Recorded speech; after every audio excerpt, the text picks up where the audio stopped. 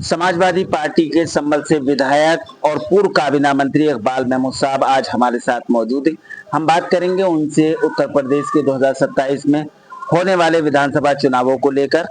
विधायक जी, कल all India मजलिस इत्तेहादुल मुस्लिमीन के राष्ट्रीय अध्यक्ष असदुद्दीन ओवैसी साहब ने शौकत साहब को प्रत्याशी घोषित किया है मटेरा से। क्या लगता है समाजवादी पार्टी कब घोषित करेगी प्रत्याशी? देखिए, MIM एक पार्टी का नाम है और पार्टी को इख्तियार है वो अपने कैंडिडेट को कब खड़ा करे या ना करे, ये तो उनका इख्तियार है। इसमें किसी के बोलने की जरूरत ही नहीं, हम उसमें क्यों बोले। यही सवाल समाजवादी पार्टी के, तो हमारा एक गठबंधन है 25 पार्टियों में। हम गठबंधन में दरार नहीं डालेंगे। गठबंधन को आगे बढ़ाने के लिए, गठबंधन की सरकार बनाने के लिए जो भी आवाम की भलाई के काम होंगे वो हम करेंगे। जो आवाम के हक की बात होगी, उनके विकास की बात होगी, वो हम करेंगे। रही सवाल पार्टी का कैंडिडेट घोषित करने की, जब तक हम सब मिलकर एक राय नहीं हो जाएंगे तब तक नहीं। आपने गठबंधन की बात कही है, फिर क्या परेशानी है समाजवादी पार्टी को? ओवैसी साहब को अपने साथ नहीं ले पाती। पीडी की बात होती है अल्पसंख्यक, तो क्या ओवैसी साहब अल्पसंख्यक में नहीं आते? नहीं, अल्पसंख्यक में आते हैं वो, मगर उनका फोकस अपने प्रदेश में क्यों नहीं रहता, ये बात समझ नहीं आती। वहां वो 6-7 कैंडिडेट ही लड़ाते हैं और दूसरे प्रदेशों के अंदर 20-20, 25-25, 80-80 कैंडिडेट घोषित कर देते हैं। और घोषित सिर्फ वहां करते हैं जहां पर अल्पसंख्यकों की संख्या ज्यादा होती है, मतलब 30%, 40%। तो इससे अल्पसंख्यकों का नुकसान है, फायदा। रही बात उनको शामिल करने की, तो इसका फैसला गठबंधन करेगा। अच्छा, ये बताइए, कल आपकी पार्टी के राज्यसभा सांसद जावेद साहब का एक बयान आया सामने। उन्होंने कहा बहुसंख्यक समाज में जहर घोल दिया गया है। क्या उस बयान को लेकर काफी नाराजगी कहीं ना कहीं देखने को मिल रही? नहीं, उनकी नाराजगी क्यों हो रही है समझ नहीं आता। भारतीय जनता पार्टी की जब से देश के अंदर सरकार आई है, तब से हमारे भाईचारे को बहुत ठेस पहुंची।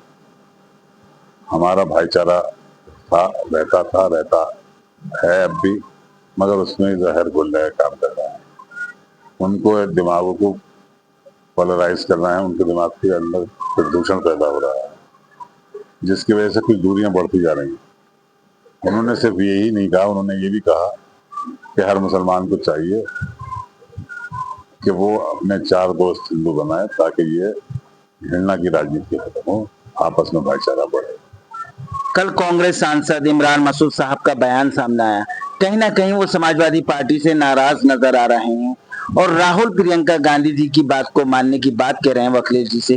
क्या लगता है उनके बयान को लेकर? देखिए, एक पार्टी के वो सांसद हैं, सहारनपुर से सांसद हैं, अपनी अपनी राय रखने का हर एक को हक है, मगर होता वही है जो पार्टी का हेड, जो पार्टी का अध्यक्ष चाहता है। समाजवादी पार्टी और कांग्रेस के अंदर गठबंधन है, जो भी तय करेंगे ये दोनों दल मिलकर तय करेंगे, तभी हम बता पाएंगे कि ये कैंडिडेट है या नहीं। मेरा आखिरी सवाल आपसे, आप संभल से 7 बार के विधायक हैं और मंत्री भी रहे हैं। इस बार आपने अपने बेटे को चुनाव मैदान में उतरने का मन बनाया है। क्या वजह है? कोई डर है या कुछ और राजनीतिक विरासत को आगे बढ़ाने की बात? डर किस बात का होगा? मुझे अल्लाह की जात पर और संभल के अवाम पर पूरा यकीन है कि जिस तरह से वो मुझे जिताते आए हैं, उसी तरह से मेरे बेटे को भी जिताएंगे। काम करने में ना मैंने उनके साथ, जनता के साथ कोई कमी की है, ना सोहेल करता। आज भी सोहेल की पॉपुलैरिटी बहुत है। वो जितना एक्टिव है, उतने संभल में मेरे ख्याल में कोई नेता एक्टिव नहीं है। हर दुख में, हर दर्द में वो हर जगह शरीक होता है, चाहे देहात हो या शहर हो।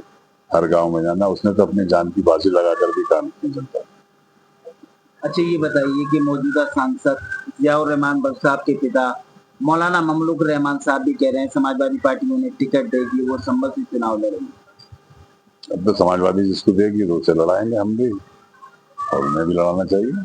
आपकी तो हमारे दोस्ती साथ हो तो गई थी। हमारे साथ तो उनका मुआहदा है, जनता के सामने मुआहदा है, ऑन रिकॉर्ड मुआहदा है। अब उसकी मैं नहीं समझता कि जियाउर रहमान उसकी खिलाफत करेंगे। रहा सवाल उनके वालिद का, वो अपने वालिद को वही संभालेंगे, वही ठीक करेंगे। ये थे इकबाल महमूद साहब जो बता रहे थे कि आखिर विधानसभा चुनाव को लेकर क्या तैयारी है, और इस बार कहीं ना कहीं उनके बेटे सुहेल इकबाल साहब पूरी तरह से कमर कस चुके हैं चुनाव मैदान में उतरने की। चेहरा बना आपके लिए फरजन वासी संभव।